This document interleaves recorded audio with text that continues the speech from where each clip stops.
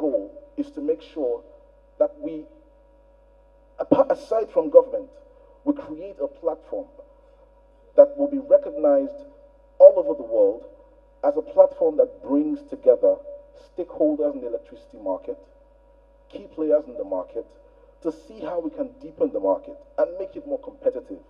And at the end of the day, we all realize that a more competitive electricity market means that there will be power for all.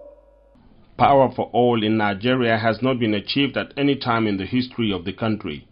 Government and the people have been talking about this, and this meeting is to further push talks on the way forward. Shamsuddin Usman is one-time Nigeria's Minister of Finance and also Minister of National Planning.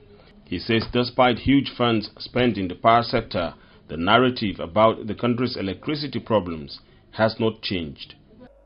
What does the average Nigerian hear of the electricity story from government?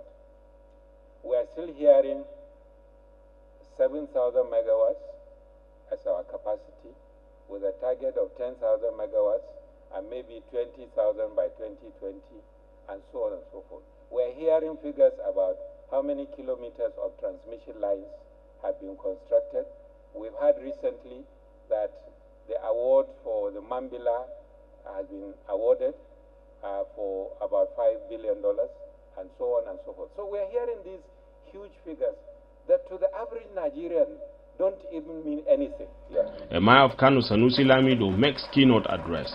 His message is simple: pay more for more supply. We want to avoid difficult decisions. We don't want to pay higher tariffs. We don't want to. At the same time, we want the investments in the power sector. We want to have more hours of electricity. We don't want to pay for electricity.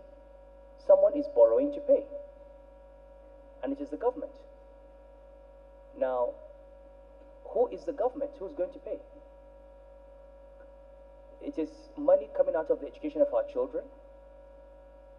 It's money coming out of the health care of our wives. Lamido says there is a lot a stable electricity supply can do to the economy. For a poor man, give him expensive electricity that would allow him to earn a living. That is better than not giving him electricity, because he has nothing. Without power, he does not have the opportunity. And if you look at China, and we should study not just Chinese GDP growth, but look at what are the buttons that China has pushed. From the days of Deng, China has monitored only 3 indices. Forget everything they say. Only 3 indices are important to the Chinese government.